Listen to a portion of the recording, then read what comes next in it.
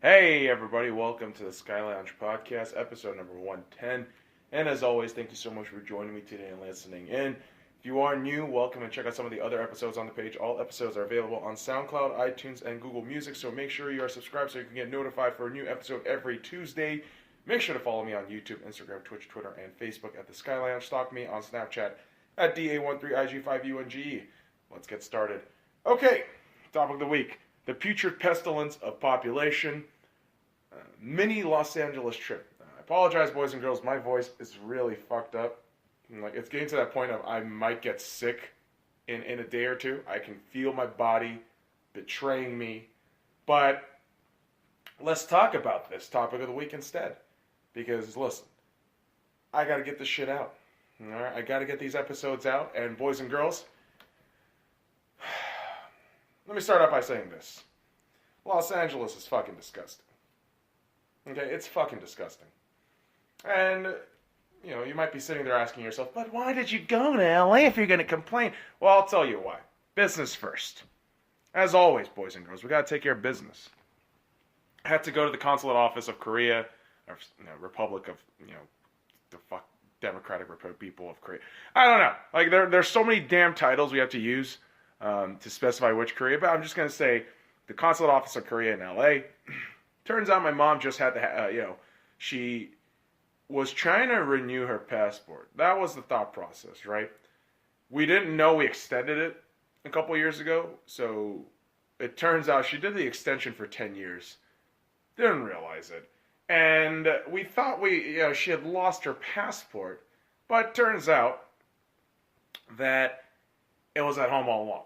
So that was a fun little episode. But that was the whole point of going to LA initially, to take care of this thing and have fun after. But essentially with this part of our trip being only 20-30 minutes long, we actually had time to explore the city, have a good time. So we checked into a hotel in Koreatown, and the first meal we had, Korean barbecue. I have a general rule with traveling. The day I travel, I try not to eat anything at home. Anything that's in Vegas, I will not eat. I will eat when I land or arrive in my location. Same goes for LA. I didn't eat anything before the trip.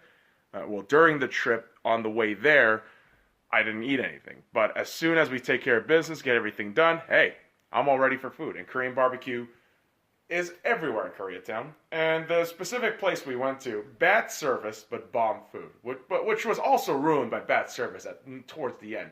Why the fuck would you put cilantro in a goddamn Korean barbecue style salad? That is the worst fucking thing I've ever seen. And I know, it's a minor complaint, but it just kind of ticked me off a little bit. And that's the thing. We would imagine eating all this fucking food, we should have a limiter, but no. I figured, fuck it. This is the weekend where I'm gonna go balls deep on Korean food or just LA food, good LA food, and there was no regrets being a fat boy this weekend, and I had to also satiate my inner desire to go watch more musicals. And so I convinced my mom, it was just me and my mom going on this trip. I convinced her, I'll get these cheap musical tickets for Come From Away that played at the Manson Theater in Los Angeles. Very cheap tickets. I got them only for $50 for decent seats. And I'll tell you what, the Come From Away has such a solid production value, even in a smaller venue at the Manson Theater. The ensemble cast is fantastic. I thought really the music was very, very solid. The storytelling, very emotional, but the part of human emotion, I feel like they captured so well. You could be serious, but the very next moment you can have some comic relief, some reprieve. So it followed human emotions very well, I thought. I thought it crafted that particular part of the storytelling very well. The singing, the dancing, the characters, fantastic all throughout. Had a great time. And it was my mom's first ever musical. So massive shout out to the Manson Theater. Great environment over there. And as soon as the musical's over, we go to Koreatown, and got to get some late night cravings in, right? Got to get that shit fucking filled up. So Koreatown and Korean food, I love you. All right, I fucking love Korean food. I'm Korean, of course, so I love Korean food. But I mean, Koreatown does it right. I always tell people in Vegas, you can never have proper Korean food in Las Vegas because they are all garbage. And I stand by that. And the crazy thing is, man, I feel like Koreatown was such a culture shock for me in a way. Even though I visit this place so often, a $1 Coke from a vending machine at a hotel. That's a Korean hotel, by the way, boys and girls. Korean hotels sell $1 can for Coke. It's fucking unbelievable. And the other thing that legit blew my mind, 102.7 KISS FM in Los Angeles has been a radio station for a long time. They play the most modern pop music. And what legitimately blew my mind was the fact that they were playing K-pop, Korean pop, on prime time, 6 p.m. at night on the radio. I freaked out. I thought, wow. You will never see this in Vegas unless it's Gangnam Style, which fucking happened at least once or twice. But to have it so casually played out and no one really minds it, I was just kind of freaking out. I feel like a goddamn, fucking country boy coming from Vegas. All these fucking cars, buildings and shit. And to have this cross-cultural phenomena happen in front of my goddamn eyes, I was blown away, man. And I'm not gonna lie, I'm very happy whichever group it was. I can't remember which group it was. I don't remember the song. I don't know the song, quite frankly. But to have K-pop play like that, I was enthused. I was pretty excited about that. But here's the thing, boys and girls. As much as I love Koreatown, as much great food you can find in the heart of LA, Koreatown, it's basically Gotham City, a la DC comic books, motherfuckers, at night. Because there's so many goddamn ruffians and bums. I fucking hate homeless people. Okay? Well, let's just get that out of the way. I fucking hate homeless people. They disgust me. There is just goddamn nothing to praise about these people. Oh, they're broke people. They have hardships. Listen, motherfucker. If you're American and you're homeless, you're doing something wrong. Okay? If you have a social security number and if you're fucking homeless, you're doing something wrong. Okay? I've been homeless before for a couple days, and I'll tell you what, not a citizen. It's harder. Okay? So get your asses up. I don't have time for sympathies. I don't. And homeless people are out of their goddamn minds in LA. We'll talk more about that in a bit. But this is what happens when I travel out, or this is what happens with my body nowadays. My body is cursed. My body is cursed. I wake up at 6 a.m. almost automatically every day. I don't know if that's the, waking up to take my mom to her store every day, or it's just something that genetically, maybe my dad, it had the fucking alarm clock in his head go off at 4 a.m. and wakes up every fucking morning at 4 a.m. So I don't know. I don't know if it's genetics. I don't know if it's my body. I'll just call it the body's curse.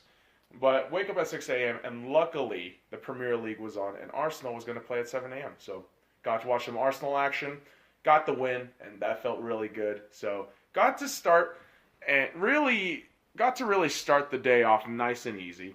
And again, this was a trip of really convincing my mom to new experiences, and she reluctantly accepted to go to the hockey game with me. The Vegas Golden Knights versus the Los Angeles Kings. My mom's first ever hockey game. I have never been to an away game cheering my own team. I've been to plenty of other hockey stadiums. Well, not plenty. I've been to the Staples Center. I've been to American Airlines Center in Dallas, and obviously T-Mobile Arena. And so to be an away fan cheering for my team on another enemy territory's ice, that was something pretty incredible. I'm not going to lie to you. Wearing Vegas gear, the hoodie, the season ticket holder scarf in rival territory, there's something kind of fulfilling about it in the sense of you are repping your team. You have gone out of your way to travel outside to rep your team, And hey, shout out to the Staples Center, which can't sell the on ice abortion that is the fucking LA Kings. So the tickets were dirt cheap. I was able to get me and my mom 2 seats for under $100, and to watch, the Vegas Golden Knights then get fucking cream pied at the Staples Center 5-1 was kind of a bummer. Not gonna lie to you. First goal was the Vegas Golden Knights, which I cheered for like a jackass. I lost my voice cheering for Oscar Lindbergh's goal. However, we also conceded 5 unanswered goals after that, so Jesus fucking Christ, it was all for naught in that sense. But here's the thing. I took a picture of me flipping off the Staples Center with my Vegas scarf held really nice and high. And the whole point of that for me was I want to rep my team anywhere I go. I have nothing but love for my individual teams, and I would gladly share that with everybody, even if it ruffles some feathers. I don't see the point of getting violent about teams, team sports, which is dumb.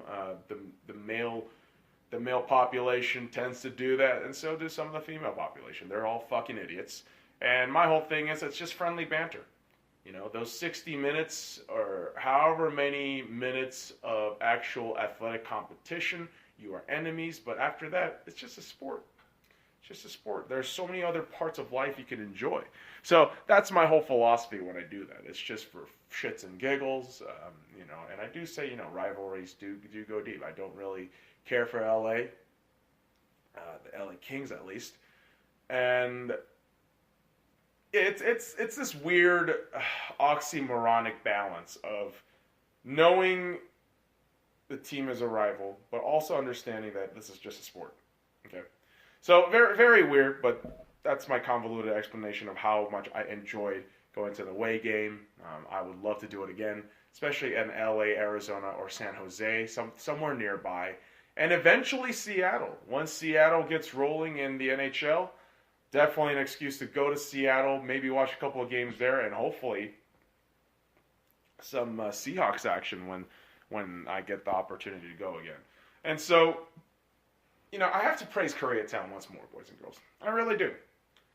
Koreatown conveniences are convenient. Seriously, overpriced and cheap goods everywhere and bomb-ass food. It's a really good balance of certain things that's more overpriced compared to Vegas or underpriced compared to Vegas. So, I'll tell you what, the great food out there got me overweight real quick. And so, this entire journey, this mini trip to LA was started at the Greyhound bus station and ended at the Greyhound bus station. And let me talk about why Los Angeles is much more fucking disgusting than Las Vegas. Okay, homeless people in LA feel so goddamn dirtier than Las Vegas.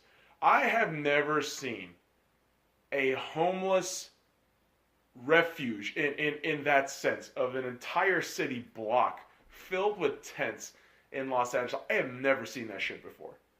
That bummed me the fuck out, and that was just disgusting to watch. And these homeless people, man, they do not know or understand personal space. They will fucking come at you, begging for shit.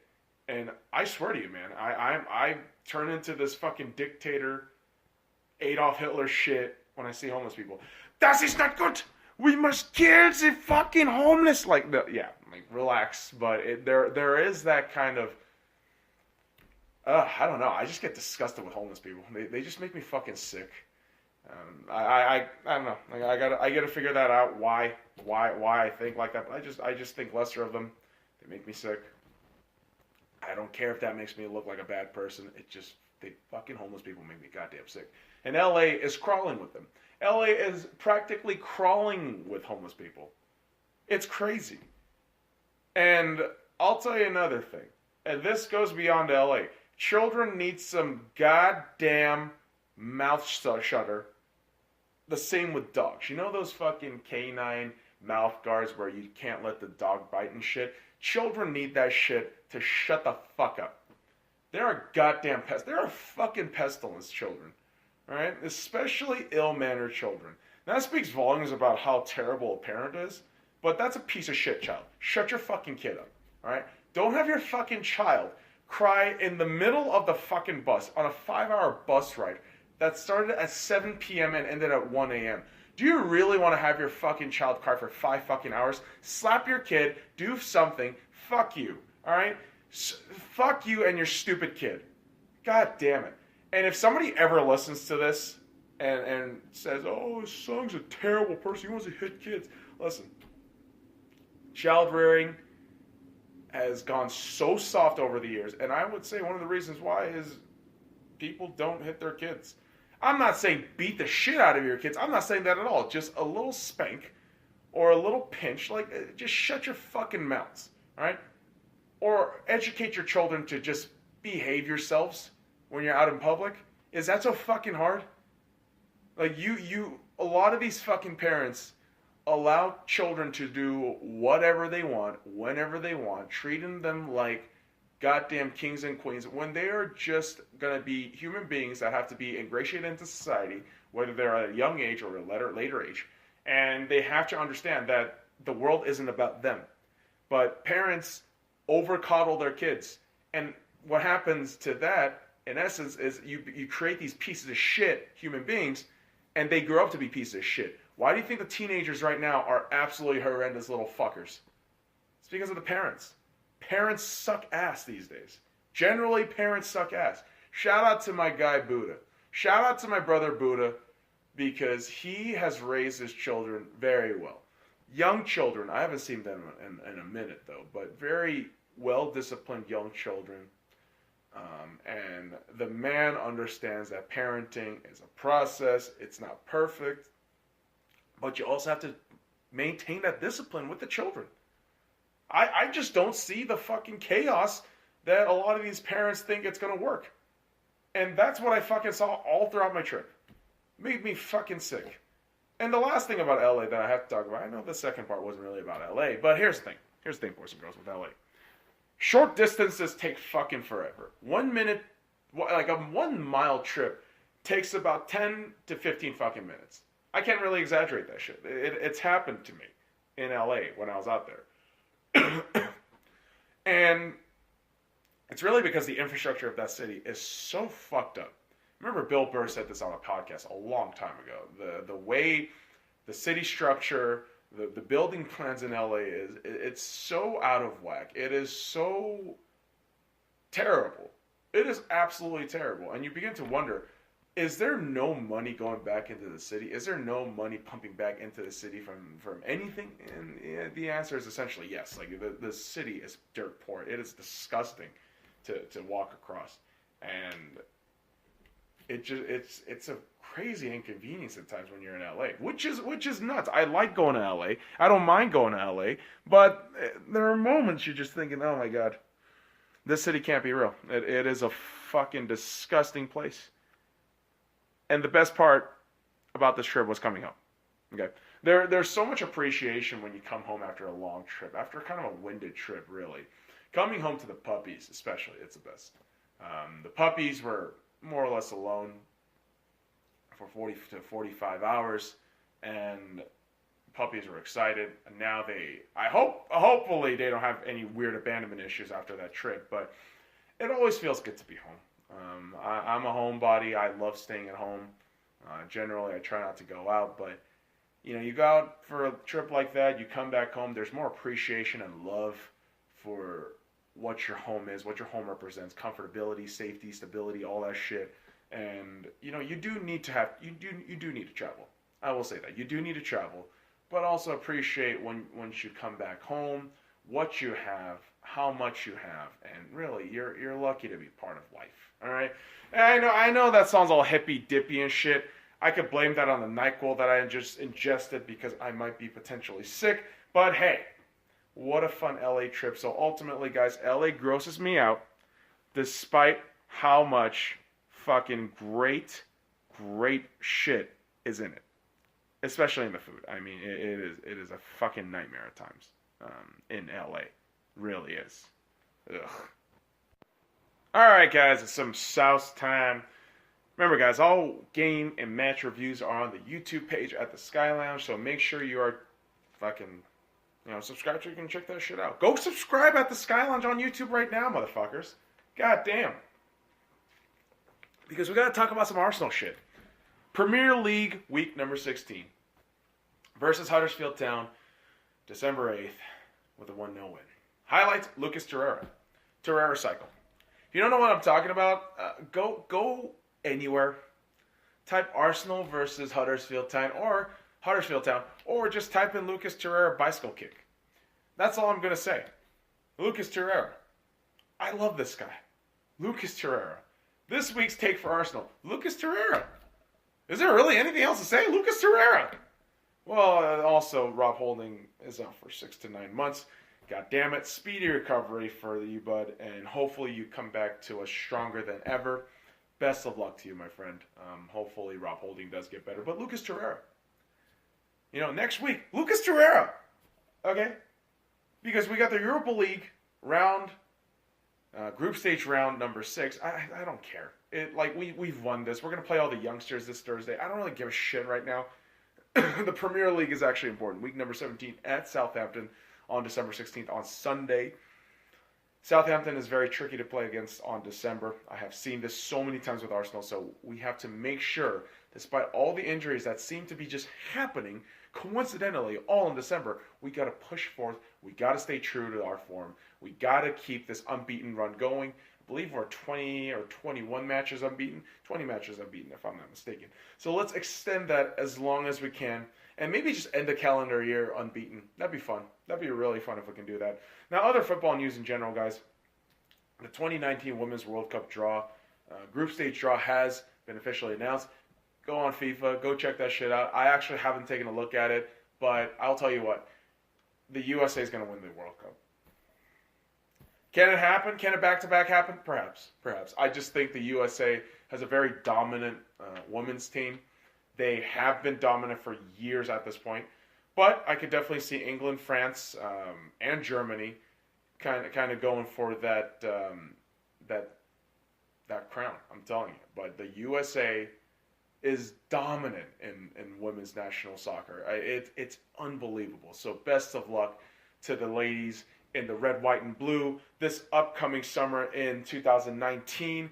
Good luck for everybody. Definitely want to check that shit out when it is on. It's fucking football, guys. All right? I don't care if it's men or women. I know the physicality is different, but god damn it, the sport is all great and all the same regardless. For me, at least. I get to enjoy the sport still. That's just my opinion. Now, a bit of controversy arose during the week where during the Manchester City versus Chelsea match at Stamford Bridge, City lost their first ever Premier League match in the season, but during the midst of that game, 4 fans were allegedly yelling racial abuse to Raheem Sterling of Manchester City, saying something along the lines of just dehumanizing Raheem Sterling, comparing him to a monkey essentially. And once this alleged incident was investigated and looked into, Chelsea suspended 4 fans amid this investigation. And I'll tell you what, man, I'm not gonna go too long with this one, but I will let you know it's real fucked up. All right, I get the passion of the game can rile you up, but really, you're gonna dehumanize another human being? Fuck you, dude. Fuck you. Especially putting that through a racial context, man. That doesn't help your cause at all. I'm not saying it should be a thing, but I mean there are pieces of shit people out there, and they tend to ruin the beautiful game, and so we need to keep that shit out. It should, sports is only one aspect of life. I have emphasized this. I truly do believe it. I do love sports, though. You trust me when I say this. I have a whole segment on this on the podcast, obviously, but sports should also come with the underlying notion that there should be respect amongst fans and stuff, right? It's only within those few minutes within the game where things matter in the context of the sport. But come on, man, you don't need to bring on that negativity with the racism shit. All right, just tone it down a little bit. Don't ruin the fucking beautiful game. Speaking of beautiful games, boys and girls, we got to talk about the Seattle Seahawks. Week number 13 against the Minnesota Vikings on Monday Night Football. A 21-7 win at the CenturyLink Field. All I got to say, boys and girls, is Dirk Cousins. Dirk fucking Cousins. I know it's Kirk Cousins, but Dirk fucking Cousins. You got Adam Thielen, Delvin Cooks, and Stephon Diggs. You know, arguably three of the best, position players, those technical playmaker players. And for Kirk Cousins to come out of this game looking horrendous and stat padding his ass towards the last 2 minutes of the game, it really speaks to how mediocre the squad actually is, in my opinion. It's helmed by a head coach who I generally have no confidence in after so many debacles I've seen him go through. And after the game, because there's so much rift, I feel like there's a lot of rift in that Minnesota Vikings locker room right now. They've just fired the offensive coordinator, DeFilippo, and I think their situation might only get worse. I'm really afraid for the Vikings because they will probably miss the playoffs. Like, I feel like the Giants might just get the momentum in there too. You know, the Giants, the Eagles, there's a lot of teams. They just got their swag on, and I'm telling you, like, the Vikings might be the outside team looking in come January. I'm just saying, man. Minnesota, I do not have any confidence over them, especially with the result of this game, because there was no offensive scoring until, again, the last 2-3 minutes of garbage time where Kirk Cousins got a touchdown. But 2 field goals, 1 interception return, and a rushing touchdown with a 2-point conversion stuck in the middle there. And so, for me, obviously, the star of the game was Bobby Wagner. And shout out to my brother Joseph. Got me a sweet rush color Bobby Wagner jersey. Sexy as fuck. I've been meaning to buy that, but huge shout out to my boy Joseph. Thank you again, brother. And to have Bobby Wagner win the game when I got the jersey that day, there's no better feeling. There's no better feeling of watching one of your favorite players just dominate the game. And yes, it was an ugly, ugly game. But I felt Seattle, with that defense, dominated this game. Absolutely dominated it. And I know there are people out there who are like, oh, this was one of the most boring Monday Night Footballs. Motherfuckers, you're so obsessed with fucking touchdowns and no defense. This was a complete opposite of that. I personally enjoyed it. Right? I mean, Russell Wilson didn't have the greatest game. He actually had one of his worst games as a professional. But I'll tell you what, clutch moments for Russell, great moments by defense, and making that Vikings team look inept, that was fun for me, personally. So this week's take for the Seahawks, guys, 8-5 with 3 games left. I think these are very winnable games. At San Francisco next Sunday, Sunday Night Football the week following that against the Kansas City Chiefs, and then the last day of the season is against the Arizona Cardinals in CenturyLink Field. Boys and girls, I think the wild card spot is in our future. Let's fucking get it. Let's write our own destiny and see where this crazy journey takes us. I think this has been an incredible season thus far. So let's close it out nice and strong. I can't fucking wait to see what Pete and the gang can potentially do if we make it to the playoffs. So next week, guys, as I said, week number 14 at the San Francisco 49ers on December 16th. I can't wait. Go Hawks. That's going to be fun. Other things in the NFL, we only got 3 weeks of football left, and boy, oh boy, it is getting pretty nutty. The wild card and playoff picture is going to be absolutely nuts because there's going to be teams just trying to grab a hold of whatever traction they get, any momentum they could cling on to, anything. And so it's just going to be a fucking bloodbath the next 3 weeks, and I can't wait. It is exciting. This NFL season has been so fun, and I have been heavily invested into just reading stats and all this shit, so it has been good.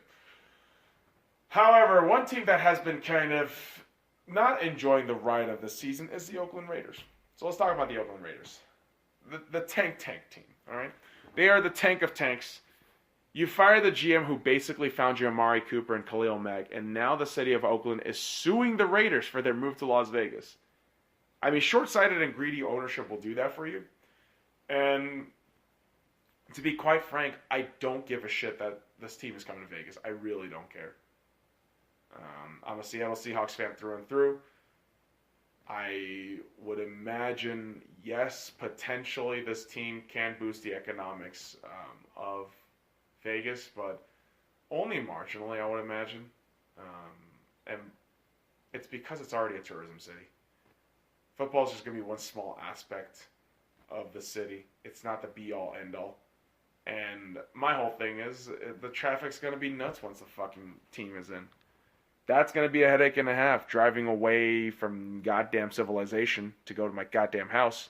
But hey, minor complaint. I might get to just watch some fucking football games for pretty dirt cheap if the Raiders are going to suck.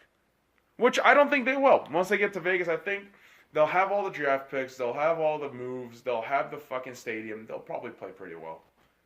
Probably. That's the key word there, probably. So guys, let's talk about some Lakers action. LeBron watch at the Sky Lounge at San Antonio with a loss of 133-120 on December 7th. The following day at Memphis, a dominant win, 111 versus 88 win. And versus the Miami Heat, 108-105 last night on Monday nights. And I talked about this on my review. I love Dwayne Wade. To have him go through the retirement tour, I kind of teared up. Absolutely incredible guy. Hopefully, whatever journey he has next in store for him, he does well. Classy guy. I want nothing but good things for Dwayne Wade. Let's make sure that's said correctly. But for me, this week's takes with the Lakers. Obviously, the free throwing is still an issue. It's still a glaring issue for me with the Lakers. However, LeBron is watering the pot for our young flowers, our young guns. Is he deflowering them? I don't think so.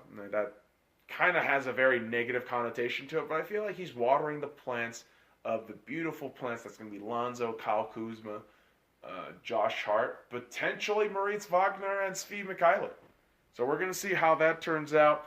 I think all the young guys are going to be thriving. I think our draft picks from this season, Mo Wagner, Isaac Bonga, S.C.Y Mikhailuk, I think they'll pop around January. I have a really good feeling about those guys in January. So hey, the Lakers can keep this shit going, and we got to buckle up next week. It's a long road trip, boys and girls. At Houston Rockets on December 13th, at the Hornets in Charlotte on December 15th, and in Washington against the Wizards on the 16th. So hey, let's get those dubs, Lakers. Let's get those dubs. Now, guys, we are close to the end of December in NBA. I know it's only the first week or half in December, but we're getting there. We're really getting there. And I think we're going to see a lot of strange placement for the first of the 8th seed. I think we're going to see a lot of fun things in this NBA season, and the race to finish, I think, is going to be spectacular. So hold on to your assholes, boys and girls. It's going to be a rough ride. Speaking of rough rides, the Vegas Golden Knights, this week was a winning combo week. A 4-3 win at home against the Chicago Blackhawks on December 6th, and a back-to-back game against the LA Kings. And the following day, going home to the Dallas Stars. A 5-1 loss against the Kings, and then a 4-2 win against the goddamn Stars. So, my whole thought process throughout this game was, alright, or these games, alright, defense, we got to clean this shit up. Right? We do.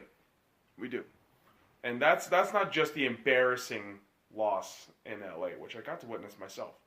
But other games, we're conceding these easy goals. We're not helping out Flower.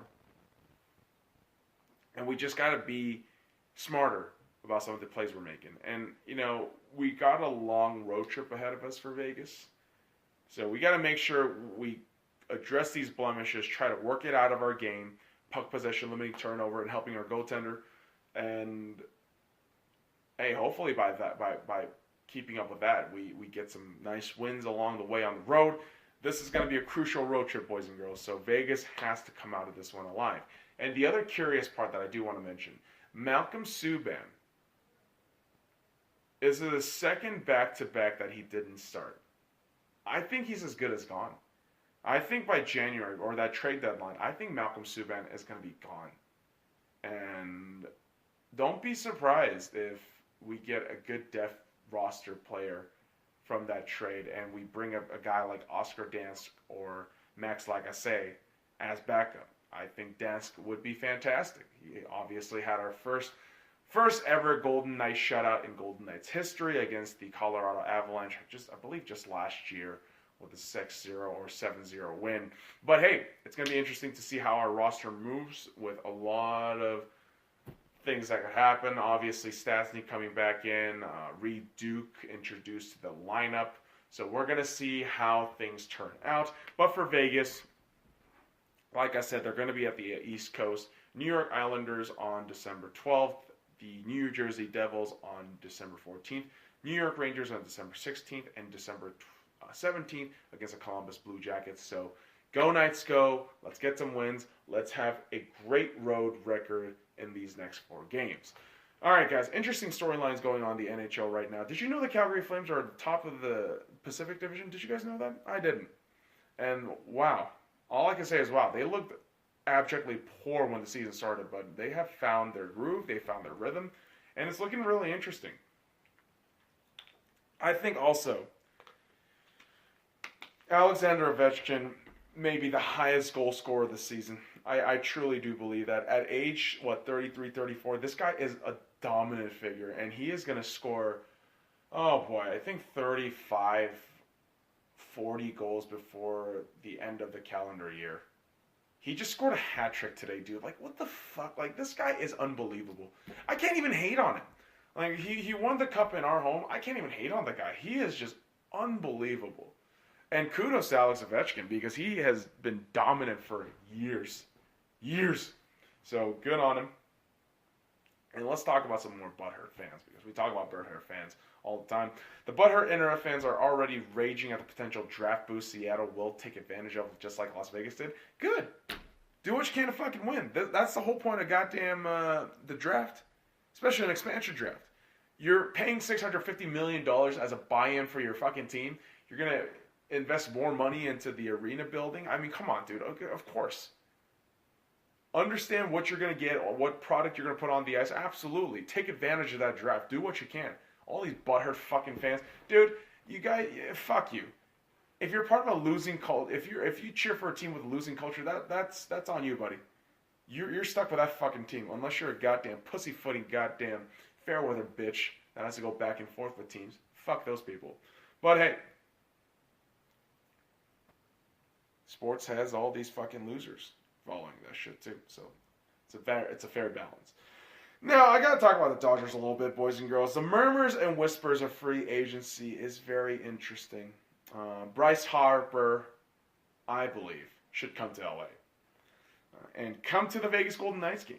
He's a huge fan anyways.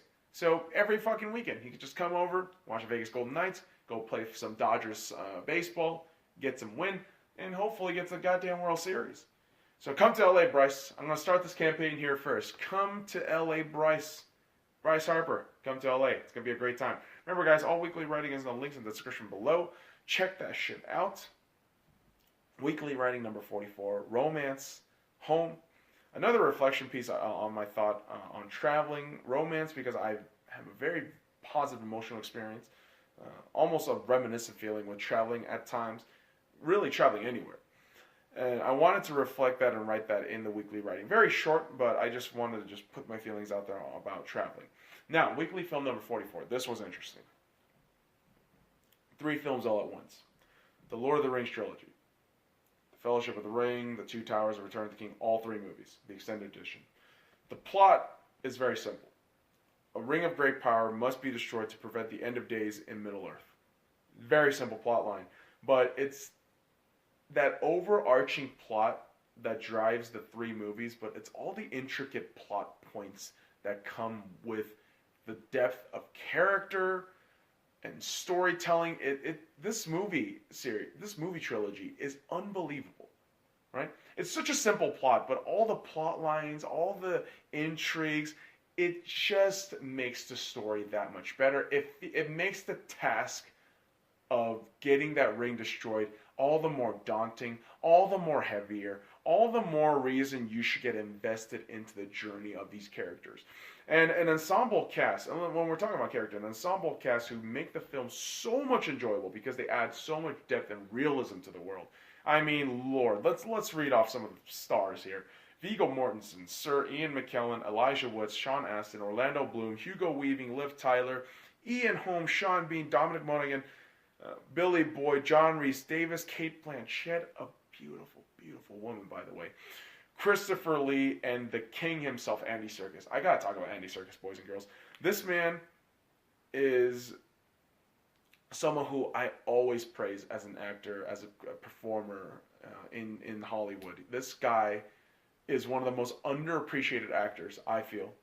The man basically revolutionized motion capture industry and really paved the way for other recognized Hollywood actors to become part of it.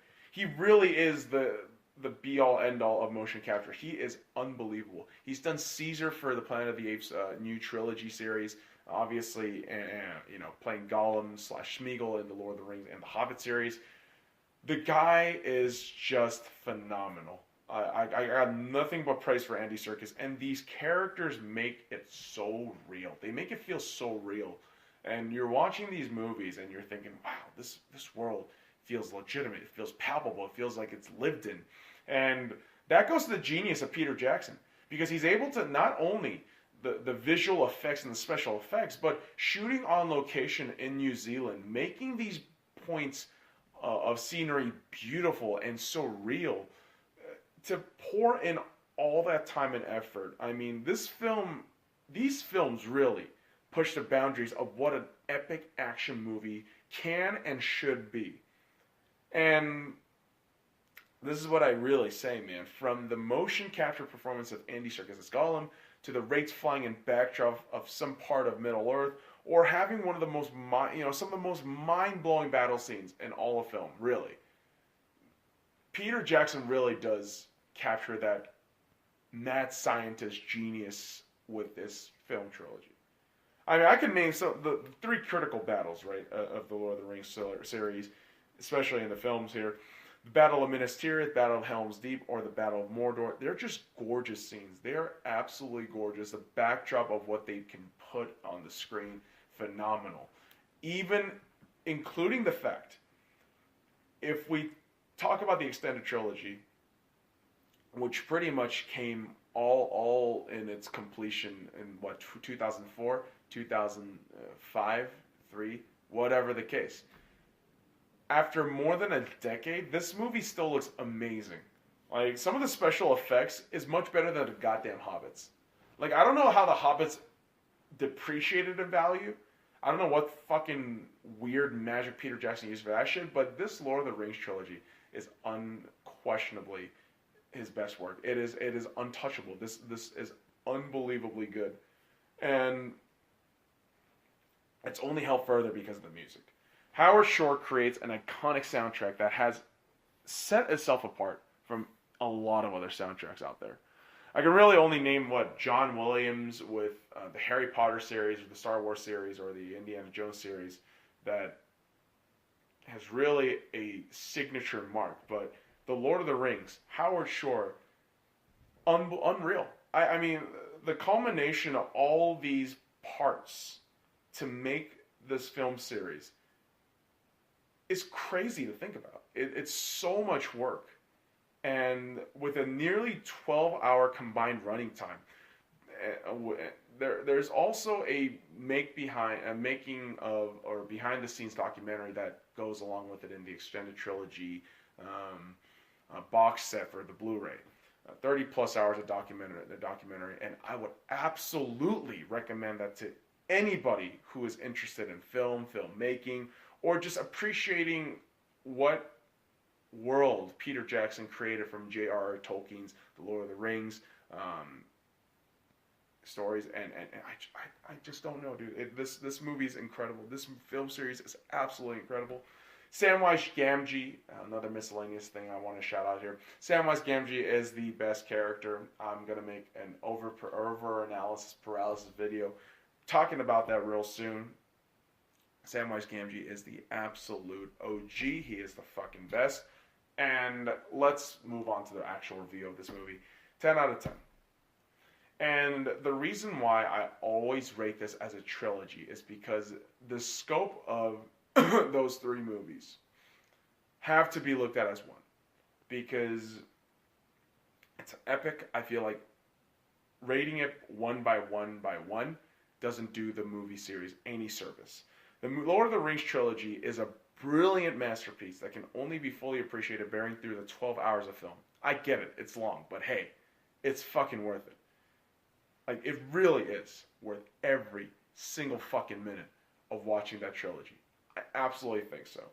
And it's a fucking must-watch if you haven't done it already, boys and girls. I have met so many people who've said, oh, I don't want to watch Lord of the Rings. It's too long.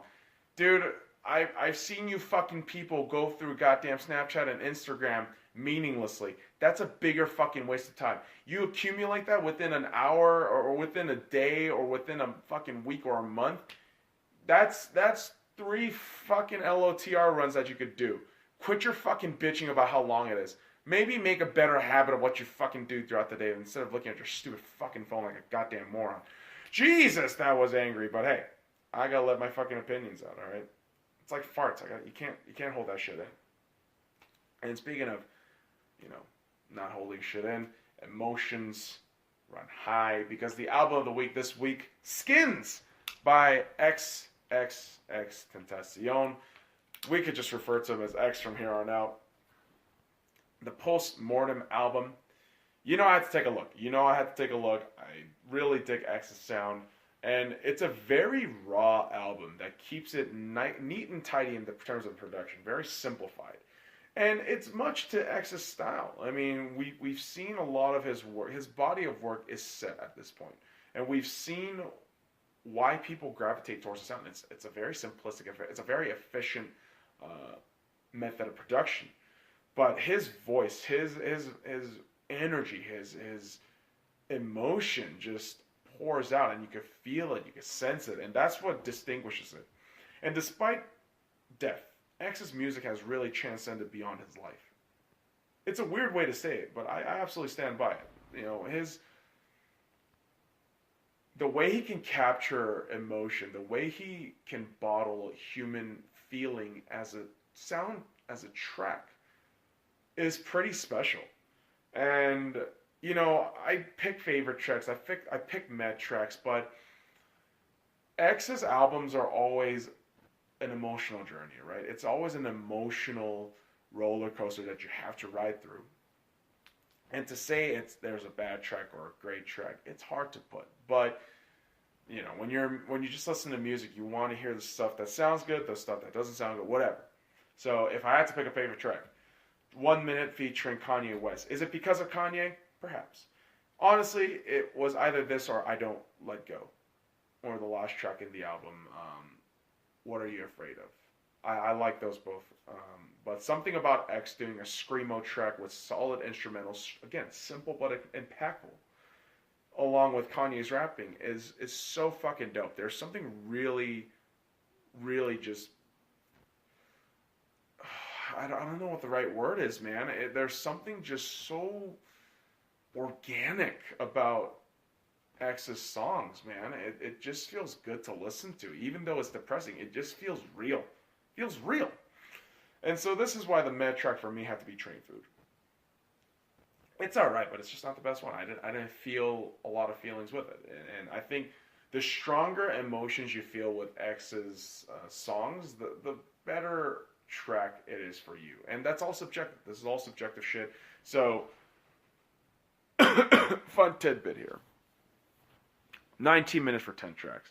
It's a wee bit short, but I'm telling you, it's definitely worth the listen, guys. Make sure you check that shit out on any music platform devices, along with where the SkyLounge podcast is. So if you want to check that shit out, go right ahead. Alright, guys, over the weekend, crazy thing, Avengers Endgame trailer dropped, and also simultaneously Daredevil was canceled. Okay, so as much as I enjoy the Avengers and Marvel in general are slowly becoming Apple. You could put whatever product on there and it's going to be so great, it's going to be so good. But the very next year, it's kind of forgotten. It's kind of the same thing, and I think after Avengers, people might just catch on like, all right, I think this might be done.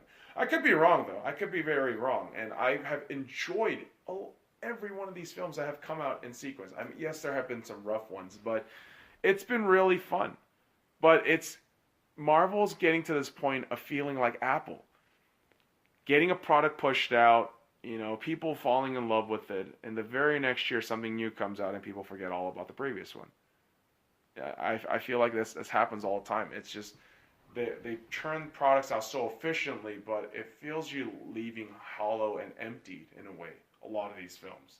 So that's just one guy's opinion, obviously.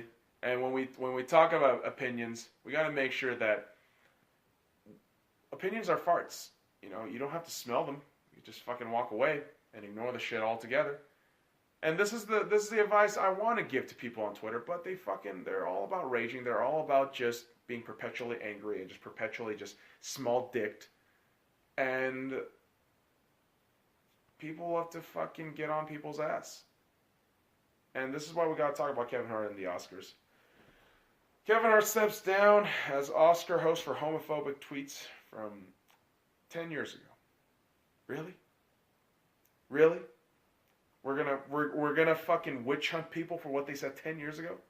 And I get it, man. Some of the shit people say 10 years ago, not acceptable in 2018. I get that shit. But you are fucking digging into people's lives. And I get these are celebrities, but isn't there a statute of limitation to some of this shit? Now, if it's some borderline murderous shit, like criminal activities, right? Criminal activities that you can indict a person on and get them on fucking trial and shit. That shit is fucked up, alright? If some dude said like, oh man, fucking rape this girl, and there's evidence, like, dude, then that's when this shit is useful. But for homophobic tweets, dude, the fucking environment and society was completely different 10 years ago. Where 10 years ago, whether it be right or wrong, homophobic remarks were kind of the norm. Okay? I'm not here to suggest that it's right or wrong. I'm just saying that was the norm. People change. Times change. Do you really think Kevin Hart's going to maintain that kind of negative outlook on homosexuals? He said a lot of things, that I'm pretty sure rub the homosexual community the wrong way. But here's the thing. This is a human being that human beings continually evolve and change their opinions. To hold the person to that one opinion and hang him on over their head for the rest of their fucking lives, I think that's extremely ignorant and fucking stupid. You fucking losers have nothing fucking better to do than goddamn go around searching for people's histories.